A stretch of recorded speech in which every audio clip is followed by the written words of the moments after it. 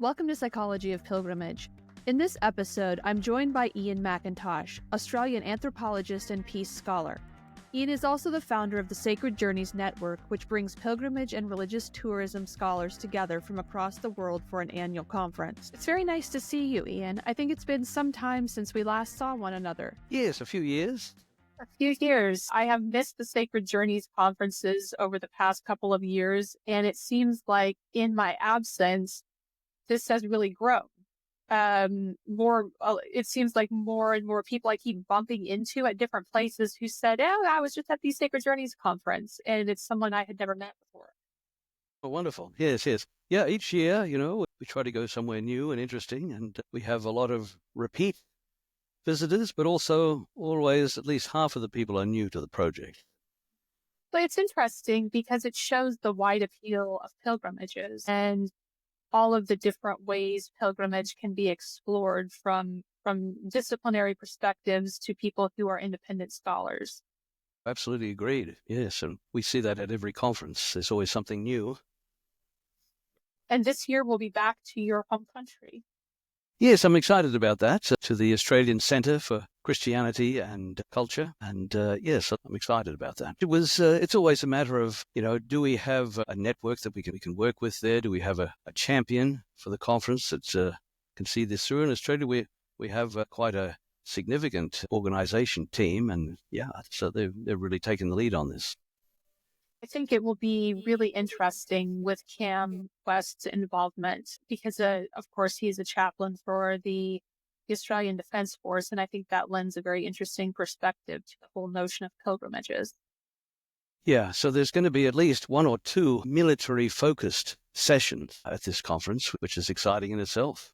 It is exciting and right up my alley at the moment, and also on the heels of a pilgrimage for you as well.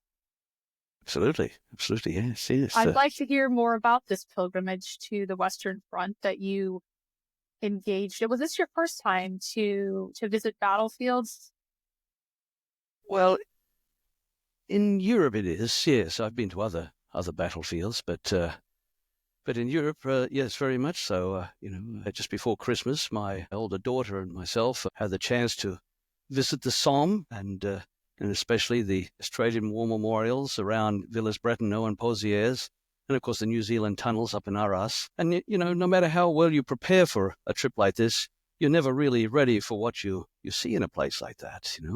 I did a lot of background reading, Anthony Selden's book on Path of Peace, the Australian classic, My Brother Jack, All Quiet on the Western Front, Barbara Tuchman's Guns of August, the poems of Wilfred Owen, which are just astonishing. But then you're there, and, and I was only in a very small area of the Somme, and it seemed like every hill and dale had a cemetery, small or large, to the countries throughout the British Empire. It was just incredible, really incredible. It is interesting to see the differences between the Commonwealth cemeteries and the French and the American cemeteries, of course, which are very grand and majestic and kind of overwhelming in size. And the British cemeteries are overwhelming there's something very special about these small places with a few soldiers left where they fell. I've had some pretty profound moments in these cemeteries. It's also interesting. I've discovered a number of uniform medals that were left at grave sites, and it makes me wonder if it was a family member or who brought these to the grave. Yes, so there is that whole personal element that I did find quite overwhelming. So, our first stop on this trip was at the St. John Monash Centre. And when you walk, which is associated with the largest of the Australian war memorials in that area. And as soon as you walk in the front door, you go up to the front desk and they ask you, did you have any relatives in World War One? It's not that I know so much about that. I knew that, and I said, yes, I had 4 great uncles, my father's uncles. 2 died in World War One. One died not too far from Ypres, and another in the Third Gaza War in Beersheba. There was another one great uncle was badly shell-shocked and gassed, and he survived, but he never really did anything else again. Then there was a fourth of these brothers. When he came back, he disappeared, and no one heard of him again. So this is how the war affected that family. But that surviving uncle was my father's absolute favorite relative. And, and to see all of the names, so I gave the names, they all had German names. This is Guido Furman, Herbert Furman, Frank Furman, and you can imagine how that went over back in Victoria, where they came from. I mean, they'd been there for 2 generations, but anything with anybody with German associations is immediately suspect, as it wasn't the case in the US. But to see their names up on the screen there was just a wonderful thing. I was very, very touched by this. Amongst the poppies, so the names would weave in and out of the screen with the red poppies floating behind. It was like I was connecting with my father, who died 20 years ago, and Guido and the others. It was a wonderful thing. The Sir John Monash Center is quite a remarkable place, sobering, and during my visits there, I've really gotten a sense of who these soldiers were, as well as who their families were. I think they do also a very nice job of highlighting the nurses who were present at the Western Front. There's a good sense of the personhood of these soldiers. I'm also glad to hear that you were able to make it to Arras and the subterranean caves where these soldiers, the diggers, lived. That is a remarkable museum, I don't even think memorial museum. Yeah, that was really something as well. It was to know that story, which I didn't know at the time, that they brought in these New Zealand miners who would create this sort of a Trojan horse type initiative under the German lines for 20,000 Allied troops to come up and surprise the Germans. Of course, it was a failure. I mean, they did surprise the Germans, but they didn't advance at all. But the way they've presented this story, so you walk through the tunnels, and then right at the end of this visit, you're at one of the actual exits where the people are going to go over the top. The whistle's about to be blown, and you're feeling it. You're feeling the stress because they're wishing each other well or praying or something like this. And then all of a sudden the whistle goes, and they use shadows racing up this staircase. So well done. It was both my daughter and I were somewhat overcome with emotion at this. Very, very powerful stuff. It is very powerful, and that is a moment that I also remember so well from visiting there. It's overwhelming to think about these young soldiers who were so far away from home and under this intense pressure with an adrenaline rush and thinking this could be it. And there's the one area where there is a sound exhibition kind of going through a religious service, and thinking about this exact spot these soldiers were in just over 100 years ago, and they didn't know what their fate would be when they came out. Yeah. Well, yes, and then, of course, that comes home to you very strongly. Well, just coming back to the Monash Center, so as I was walking around, they were doing research on my great uncles. I had no idea they were doing that. There wasn't many people. That's probably why. It was the last day they were open in the year, so they had nothing better to do. But and as I was having lunch there, they came over and told me that Herbert Furman, who died just south of Ypres, and they gave the name of the place, and they gave the circumstances of his death. The body was never found, so he has one of those graves that says "known unto God." But they said, and they had a picture, from the Menin Gate, and his name was there. This was tremendous. I had no idea. The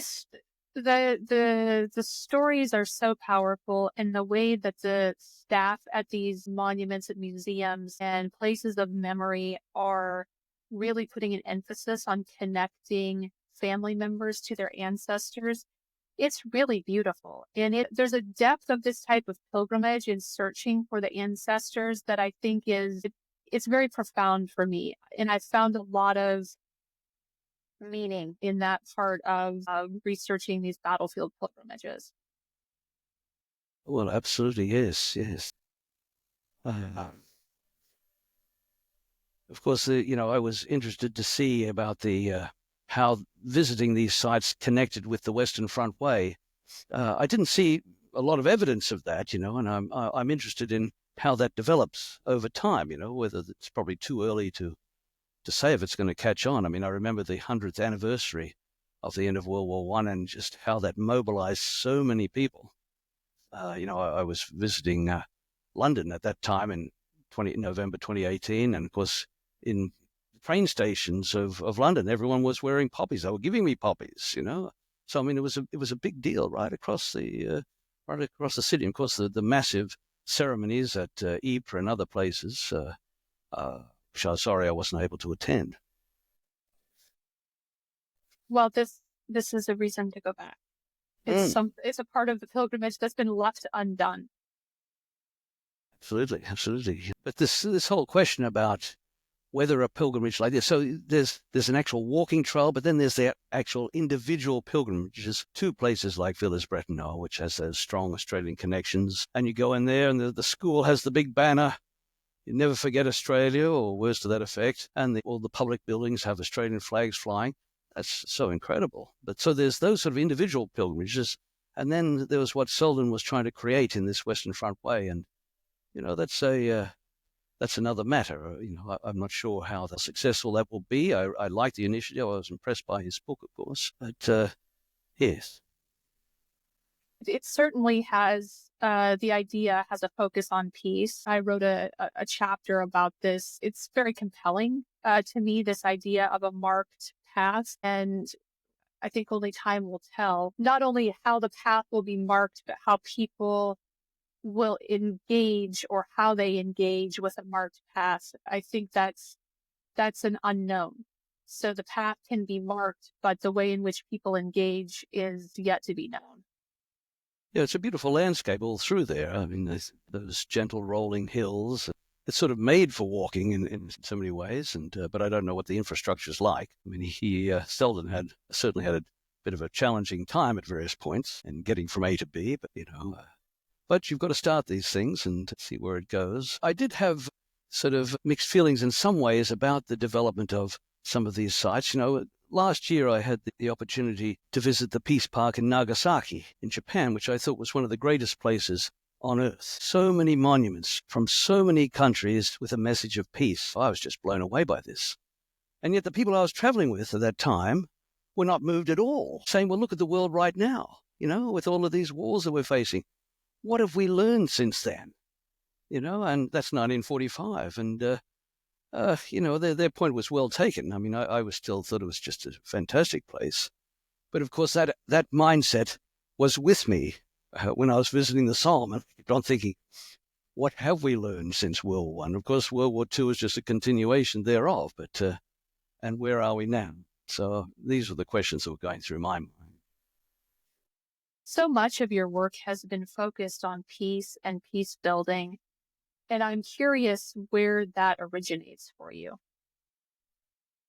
Yes, well, that's a very important thing for me. Of course, for many years I taught in peace studies, mostly with a focus on truth and reconciliation, and but so this was my entry. Peace studies was my entry to pilgrimage studies, and as our colleague George Green likes to say, pilgrimages are the largest peaceful gatherings that humankind has ever created for itself. Yeah, that's the baseline. You can imagine that big pilgrimage that's starting now in India, the Kumbh Mela, especially this iteration. There's 4 versions of it, but the version that's starting now, it's going to attract 400 million people over this 60 days. I mean, there's nothing like this, anything like this. I mean, they build the world's biggest city to host this event. And they have, and the primary goal of the pilgrims there is to be forgiven of sins. So imagine that. This is going to have a major impact on society as a whole. It was pilgrimages like this that really got me interested in the topic. And of course, that other major Indian pilgrimage called the Sabarimala in the south of India, that welcomes, 60 million people a year. It's the biggest of its type in the world. To me, this was such an interesting pilgrimage. And for someone that teaches in peace studies, this is a classic. I mean, this is a pilgrimage for devout Hindus. You might even say extremist, fanatical, this is the deity, Ayappa, is the child of Vishnu and Krishna. Vishnu in its female form. It's a male-only pilgrimage, and that's been very controversial for this reason. And there's been Supreme Court cases to allow women to go. It's been a site of conflict for some time, but it's and I've studied it. But the thing about this pilgrimage, you have this 60 million men coming. They do a walking pilgrimage, something like 40 plus kilometers through a tiger preserve to the sanctuary of Ayappa, Lord Ayappa. But just before they go up the stairs to the Sanctum Sanctorum, there's a mosque of all things. And these 60 million pilgrims, devout, walk through the mosque and give thanks to this Muslim who had assisted Ayappa in his efforts to defeat evil at the beginning of time. So they acknowledge the Muslim. I mean, there was no Islam, of course, until recent years, but that doesn't matter. They go through there and then they go up to the temple where they make contact with Ayappa. And then on the other side, they go down to the sea and they file through this enormous Catholic cathedral where another saint is said to have helped Ayappa in his work in defeating evil in the world. Oh, it's a very complicated story, but I mean, that's the basic thing. You know, in a state like Kerala, having 60 million people in their most precious ceremony, acknowledging the place of the Muslim and the Christian in their midst, that has to have enormous social ramifications. That's why I think it's one of the most fascinating and important pilgrimages that there is. And Kerala doesn't have the same sort of interfaith tensions that you'll see elsewhere in India, especially the Hindu-Muslim, which you'll see, you know, it's very, problematic further north, especially around that new temple for Ram in Ayutthaya, which was just opened last year at the site where a mosque had been razed back in the 90s, because it was said that the Mughals had destroyed a Hindu temple, put their mosque there, and of course there's tit-for-tat type of violence. But in Sabarimala, whoever were the myth makers, back at the start, when this was created, they had interfaith cooperation in mind. And through this pilgrimage, they've built something which is really significant in terms of the cohesiveness of Kerala society. That's the sort of thing that I'm doing, and so I work a lot on that sort of thing. What was there a moment or a series of events or readings that first drew you into peace studies? Well, it was my work in Aboriginal Australia in particular, my work in the reconciliation process, and I was involved in Indigenous land claims and so on. But you ask about the sacred project, the Sacred Journeys project itself. I mean, the major stimulus for that, as we started in 2014, that came in the wake of a 3-year visioning project that I'd done in the Gaza Strip, an online visioning project with hundreds of Gaza students. And we were doing an elective on envisioning peace and prosperity in the Middle East. And we were looking forward to the year 2050, when all the issues that are besetting the Jews, the Muslims, the Christians were resolved. It was, in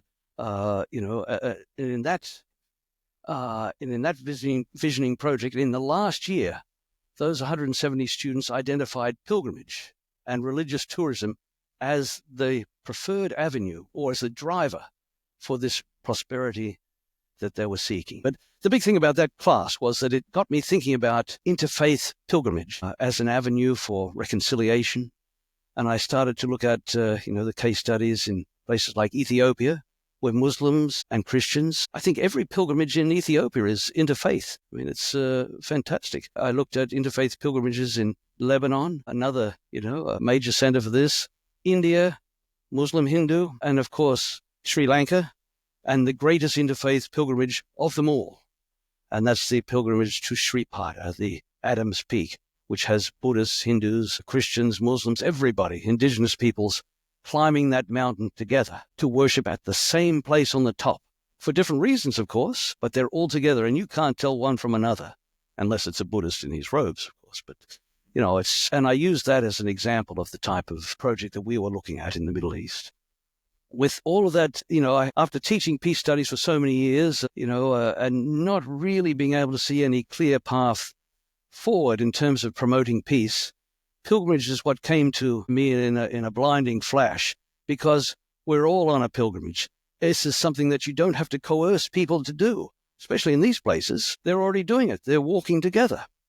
And I thought, well, this is a beautiful example of how to bring people together.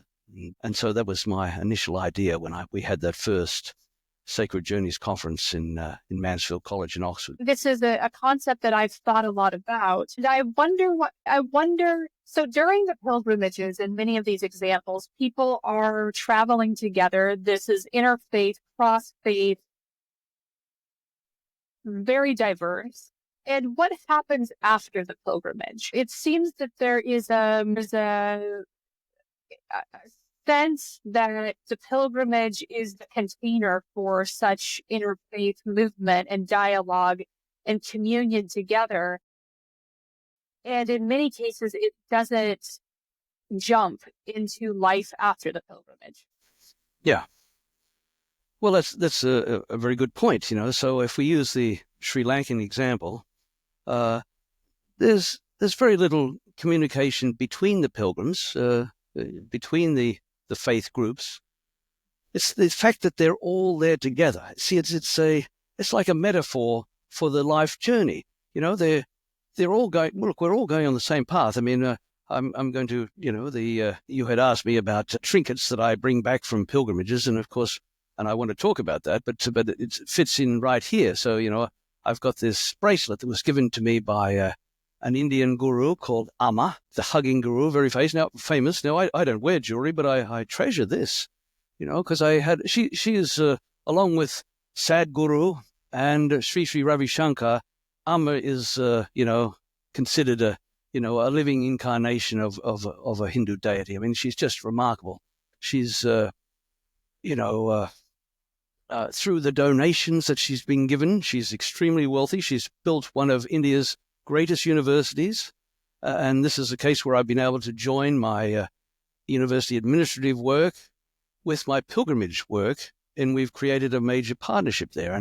And twice I've had the opportunity to meet with her and speak with her on the stage as she hugs people. And she asks questions of me between hugs. Can you imagine? There's 1,000 people there. They're all singing and praying. Between hugs, she'll turn to me and ask me often an impossible question. I'm getting to the answer to the question, but I have to come a little bit of a round way to do it. But, I mean, her first question to me in this pilgrimage that I made to her ashram in front of everybody, I mean, the people can't hear unless you're right or close to her. She said, "You want to have a partnership with my university?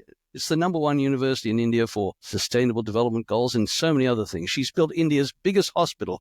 It's just outside of Delhi and it's free to the poor. She's a remarkable humanitarian." Anyway, so the first question she asked me in front of everyone, how will our university partnership build compassion in the world? This is such a difficult question because, I mean, the people I'm traveling with, they want those full fee-paying Indian students. That's what they want. But of course, I had a better answer than that.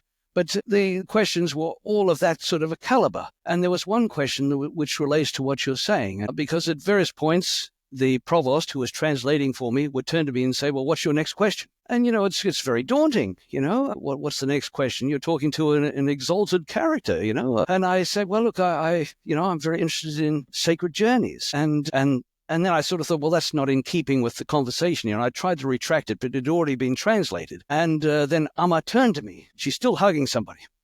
Turned to me and she said, "The man, the woman, the goat, the chicken, the dog, we're all traveling the same journey. We're all traveling on the same path. It's a sacred journey. We have to show compassion." So we're all traveling together. And that's what you get in pilgrimages like those ones in Ethiopia. They climb this volcano, the Christians and the Muslims. It's a phenomenal thing. But this great one in Sri Lanka, yeah, they're not debating, the different faiths as they go up, but they're together. And the way that the pilgrimage works, you're really locked in together. It's sort of, I went at the peak of the pilgrimage season, which I wouldn't do again, but you're locked in together as you go up to the top and you all perform the same rituals. And so this is symbolic too of the rituals that we all do in our life, the birth, the teenage years, the rites of passage, the marriage, and so on and so forth, to death. This is a representative of life's journey, and we're all there together, and at about 10 different places on this mountain, everybody, whether they're Muslim, Christian, Buddhist, Hindu, whatever, including the indigenous, they'll do those same rituals, but with a different God in mind. You get to the top, and there's a mark in the rock under a small shelter, and for the Buddhists, it's the mark of the Buddha, and for the Hindus, it's Shiva, who danced there, and for the Christians, of course, they say it was St. Thomas, the the Delta, the apostle to the world. And for the Muslims, it was when Adam was expelled from paradise, this is where he landed, on the top. Eve landed in Jeddah. And for many centuries, there used to be a major mausoleum for Eve in Jeddah, in Saudi Arabia. But in 1910 or thereabouts, because it was so popular for women to go to Eve's mausoleum, the Wasabis destroyed it, and there's nothing left now. But you can see the photographs of that. But so Adam lands on this peak in Sri Lanka after being expelled from paradise, and Eve in Saudi Arabia. But it was this idea that they're all going up the mountain, different ideas in their head, but they're doing things together. So it's symbolic of this common journey that we have in our life. That's what appeals to me. And I think it rubs off on everybody. We're all in this together. I think so. I see this reflected in many areas of your work. This focus on the idea that we're all in this journey or on a journey together. The idea that peace is possible. The idea that people can be brought together through pilgrimages or through forums like the Sacred Journeys Conference, which is how I first encountered you. And this conference is quite remarkable. I mean, you have created a space for very disparate academics, some independent scholars to come together and talk about pilgrimage. It's certainly added an element of credibility to the work of pilgrimage scholars. For that, I thank you. I thank you as a scholar that has been involved in this conference. I truly appreciate the vision that you've had for this particular event. And I know it's one event that you are doing amongst all of the other activities that you do. But for me, it's been particularly beneficial. And I've met wonderful people in this forum and gotten to see really interesting sites and sacred places around the world. Oh, thank you. Thank you, Heather. Yes, it's certainly been a wonderful experience. And, we've created this sort of a family, where we're following the growth of scholars, across the board, So our recent conferences have attracted people from, the average is about 15 different countries, each time around. And, so we have a very wide range of perspectives, from the priests and the rabbis and the nuns and the atheists. We have them all, in this conference. Do you have a favorite one? Well, it's a good question, Heather. And when people ask me what's my favorite pilgrimage, it's always the last one. It's always the last one, So the favorite conference, the last one, wherever that was. It was Kyoto in Japan. What was remarkable about that particular conference?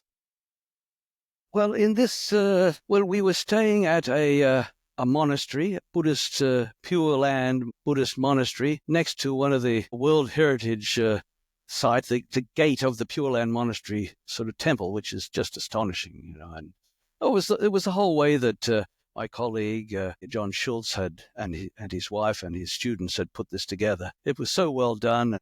And just a tremendous experience. And we had more people at that one than ever before. This was we had to actually turn people away because we have a certain sort of a rule of thumb that we don't like breakout groups. We want that 30 to 40 people to be together for the duration of those 2 days and the evening before and the dinner. We want them all to be together. Pilgrimage conferences, I used to often go to the William and Mary, and I hope to go this year. But they have, well over 100, 120 or more people. And, it's often on the last day when you're waiting for the bus to the airport that you meet people the first time. You say, well, what were you talking about? Oh, I wish I'd seen that, and some of my, my best colleagues, I only got to know them on the bus to the airport. And you exchanged papers and ideas and so on. But no, I like, this is part of this community building that we, that we emphasize, and we stay with people and we give opportunities for publishing. And that's been the hallmark of the project so far. We've had quite a number of books that we've published, and many special issues of different journals like Religion or the International Journal of Religious Tourism and Pilgrimage. many, and there's been spin-off volumes as well by, people who are, regular attenders, Moore Quinn's and Alison Smith's recent book on women and pilgrimage, for example. And, or there's books that come directly out of the conferences themselves. But yeah, it's, by building this sense of camaraderie, or we should use the official terminology, communitas. That's what we're trying to do. And, and I've been trying to do that on a number of fronts, not just in our conference. Some years back, probably about 10 now, I created the Indianapolis Spiritual Trail to try and recreate that feeling that pilgrims had on the Camino. But at home, can you replicate what we did there? And so we've been experimenting with that. We've had walks of every type of that you could imagine, silent walks, sunrise walks where we walk through the water. Shallow rivers, this type of thing. We've had singing walks, Zen walks, you name it. We've done all sorts of things like that. But yeah. Can you replicate one pilgrimage in another location? Well, after some years of thinking about this, the answer is maybe. Maybe. At certain times, you'd say, wow, this is, but other times, But, it's something to strive for. Because you're thinking deeply into what is it about, say, the Camino, for example, that makes it such a special, experience. It does bring to mind a question about pilgrimages in the United States, and we have a very strong tradition around pilgrimages to sacred natural sites and national parks, and that is sort of part of the fabric of pilgrimages in the United States. What are your thoughts on this? If someone is asking you what great pilgrimages occur in the United States, what would you say? Yes, well, in my classes, I have taught on pilgrimage too at Indiana University. One of the themes that I take up is pilgrimage in the U.S., and I focus those classes on the civil religion associated with sites like Gettysburg, where Lincoln, is presented almost as a deity. I mean, Gettysburg is a phenomenal place. And that speech he gave has, few equals, in the modern world. I mean, so, we look at, this, we do a deep dive into the whole concept of America's civil religion, flag, and so on and so forth. Well, I think that's a great place to land around pilgrimages, because we do have a very strong tradition of civil religion in the United States, and participation in civic associations and Boy Scouts, and so this is a very robust historical tradition to draw from. Mm-hmm. Yes. I've got a curiosity about your work with Indigenous Australians. Mm-hmm. And it seems like this has been a very long body of work that has had different iterations. I'm very curious about how that started for you. You are from Australia, so that's probably a good place to start. But how did you first get involved in advocacy work and work around Indigenous land rights and advocacy for Indigenous communities? Yes, well, I'm glad you asked me that. I've just writing a small chapter on this for this new book on phenomenology of pilgrimage that we're putting together. But so I grew up in Brisbane. I was born in Melbourne, but I grew up in Brisbane in Australia, and I remember as a young boy, maybe 6-year-old or so, we were driving through the inner city of the Queensland's capital city, and we were going through past a sort of a downtown park, and there were, it looked like hundreds of people, dark-skinned people, living in cardboard sort of structures or this sort of thing, and even to the 6-year-old, this was poverty, and I remember asking my aunt at the time, who were those people? And you know what she said to me? We don't talk about that. So this is 1963 or thereabouts, and this is as part of that what was called, and you'll know the expression, the Great Australian Silence on all things connected to the history of Aboriginal and non-Aboriginal relations. It was a non-topic, and somehow I took that attitude in, and I must have gone past that park for the next, 10 years, because our bus would go that way to school. I never noticed it. It was, and it wasn't until I got to university our family had no connection with Indigenous Australians. It was only when I went to university that one of our professors, a visiting American professor by the name of Charles Adolph de Derwater. They don't have Adolphs very much these days, but Charles Adolph de Derwater was his name. And he opened everyone's eyes to the history of injustice in the country. And it was just such a shock to me that I had taken this in. This sort of silence had created this blindness. The fact, if you're not talking about something, you don't even see it. And so suddenly I was talking about this and I was seeing it for the full horror that it was. And, and as soon as I had my degree was in what they called the built environment, which was sort of like town planning, social planning, this type of thing. My first job was with what you'd call the fringe dwellers of one of Australia's then most richest cities, Mount Isa. At the time, and it maybe still is, it was the world's largest copper, lead, and zinc and silver mines. And here were all these people, making a fortune out of the mines. And along the riverbanks, there was about 1,000 people living on nothing. Nothing. The dry riverbanks. There might have been one tap. And these people were self-destructing. It was the most miserable thing you've ever seen in your life. Anyway, the Queensland government sent me up there as if I could do something, because it wasn't. I don't think I was meant to make a difference, but I certainly caused a stir, and I've written about that previously.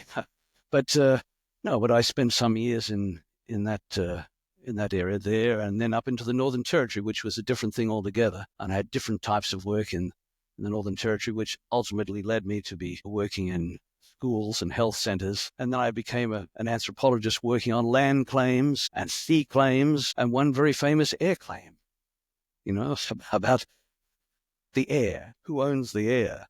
I tell you, that will get you into big trouble these days, but I was involved in a claim like that. So, yeah, I've been very much involved in the whole justice and reconciliation movement before I came to live and work in the US as the director of a group called Cultural Survival, an Indigenous rights group based out of Boston. I went there in 1996. You had a very interesting career.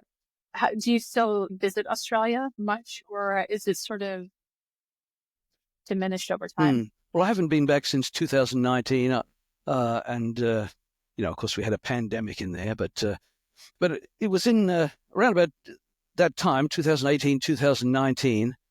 The world sort of caught up with a lot of these communities that I used to live in Arnhem Land, and now everyone has daily contact with me if they want. I get messages from the remotest places in Australia, can I send them $70 for a power card or something like this? And who are you again? But, because I had a very much an extended family in Arnhem Land. I mean, I was adopted into a particular clan, and I been associated with many different sort of ceremonies, and I've written biographies of Aboriginal elders. The most significant one that's still doing the rounds was called The Whale and the Cross, which was the life of David Burramurra, who I seem to refer to him in just about whatever I write, whether it's on pilgrimage or whatever. He somehow works his way into my thinking on these projects. I mean, if you work on a biography, and I recommend that to everybody, and we worked on it for 4 or 5 years, and in that time, we were already good buddies. I mean, he was 40 years older than me, but I mean, when you work on a biography, you're asking every possible question that you can ask to the point of taboo or offense, one of the two. And so you learn a lot about each other. And so I don't think I've been engaged on a project the equal of that since. Does this coming Sacred Journeys conference feel like a homecoming for you?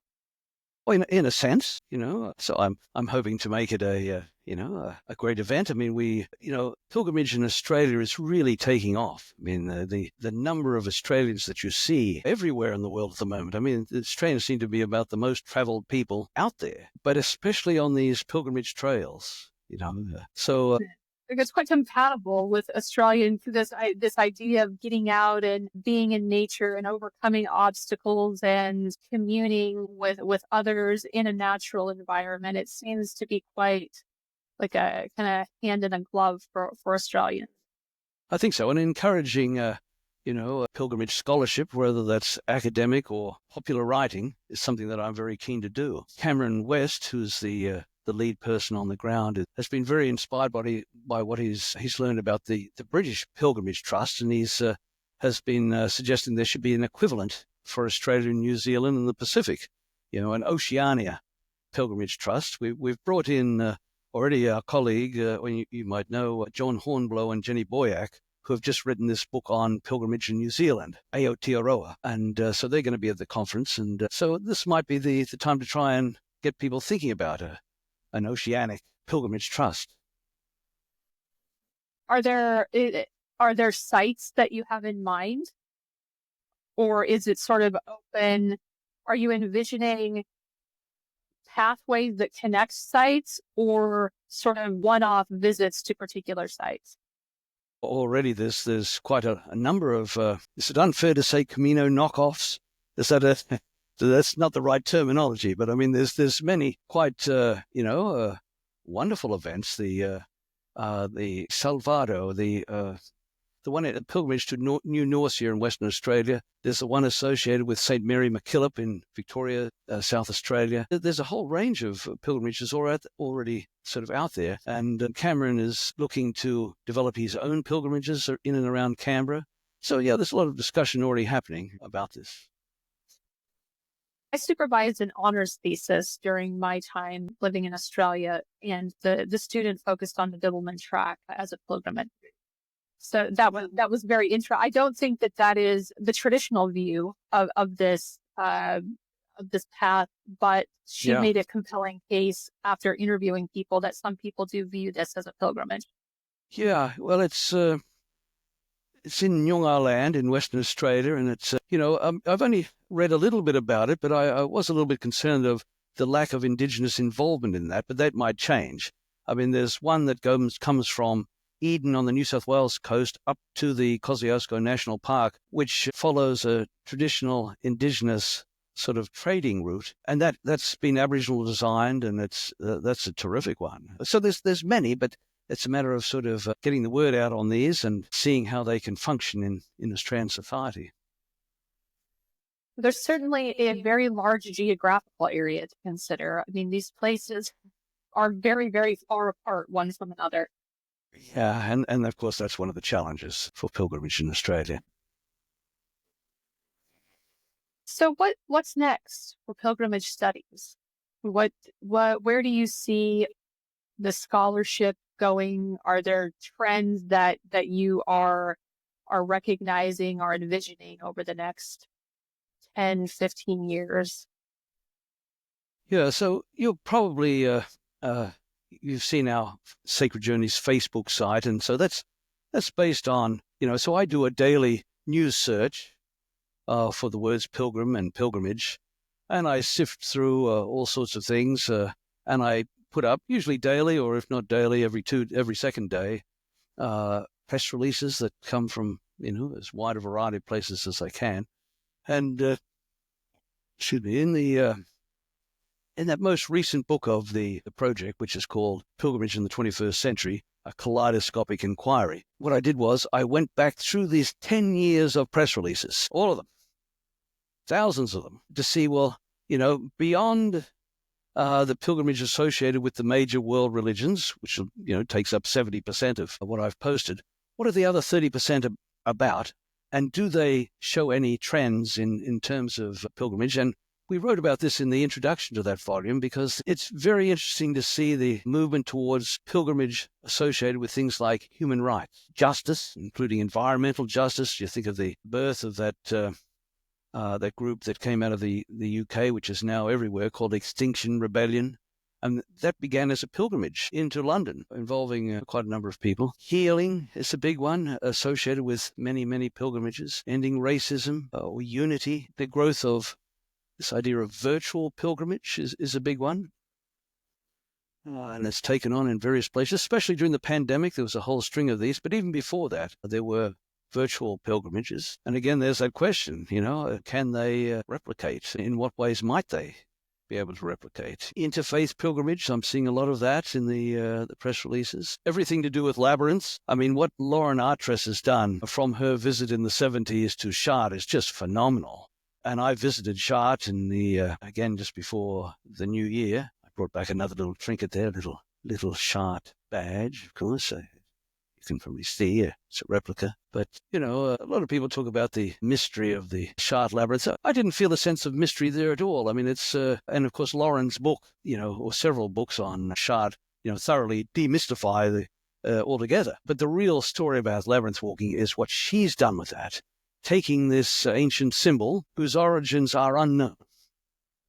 That's the mystery. No one knows, who brought that design to Chartres and why. And was this even meant to be walked? Was that in the designer's plan? No one has a clue about that. There's no evidence that people did walk it back then. But only later on, much later on, did it start to become used in some sort of religious sense. And then by the 1970s, when she cleared out all the chairs, and I felt doing the same when I was there, was covered in chairs as well, the labyrinth. I mean, it's a symbol of the town. Why do they want to cover it in chairs? It's a massive cathedral. They're never going to fill the thing up, unless it's a very special occasion. But they keep it covered up for their own reasons. But yes, what she's done is really amazing. This whole modern labyrinth movement gets a lot of publicity. And of course, pilgrimage is associated with the miraculous. I mean, there's so many examples of that. But just coming back to Lauren, because what she's been a big part of and has sort of paralleled the growth of the Camino and the associated labyrinth walking experiences. But for her, of course, it's what she's done out of San Francisco and the Grace Cathedral, has been a major service to community. I had been studying labyrinths. I lead the labyrinth walks on a regular basis. As I said, I created that spiritual trail here in Indianapolis, and we have 3 labyrinths on that trail, 2 of which I built. So I have a lot of interest in the design itself. And while the Chartres labyrinth holds no mystery for me whatsoever, none, the earlier Cretan labyrinth is a total mystery. It's the Cretan-style labyrinth, which goes back to the Roman days and the Greek days, and that you'll find in many places in the world as far as India, sometimes even beyond. That is a mystery. And it's one of those ones I want to write about, but I really don't have, and I've been in touch with all of my colleagues about this. Is there any information? Because you go up to the Scandinavian coast, Norway, Finland, Sweden, into Russia, along those coasts, there's hundreds of these Cretan-style stone labyrinths, and there's really nothing known about them. It's, and what's more interesting is that many of them are named for Troy, as in the Trojans. It's interesting. I had no idea. I'm look. aware of some of the labyrinths, but I had no idea about the context and being named after Troy. But it's fascinating. Well, even in England, some of the earthen labyrinths in England are called Troy Town. And that is a mystery, and that gets me somewhat excited.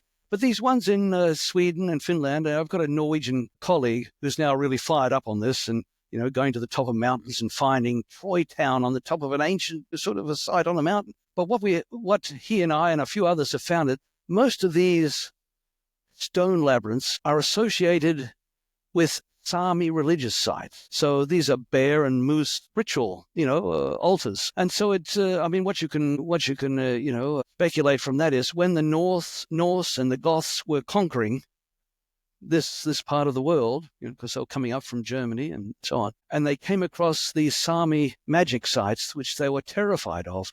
They would build these labyrinths as a way of baptizing the land and to free up the site from all the Sami magic. And that's a pretty interesting hypothesis. I've not heard anyone say anything against it, but we don't have anything else to go on, and may never. So labyrinths still hold their mystery for me, and the labyrinths that I build are of that style, of the Cretan style, the pre-Christian.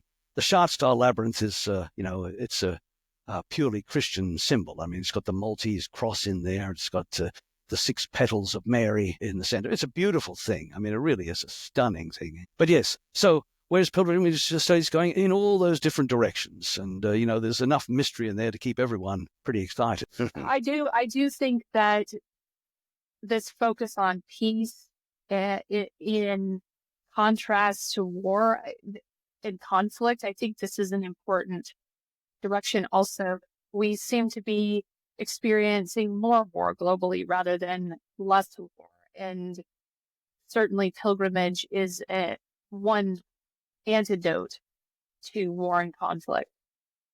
Yes, well, agreed. And as I said, we're already, if we can envision our lives as a journey, and a lot of pilgrimages, considered in that light. We think about our own life. I mean, you'll hear Pope Francis talk about this.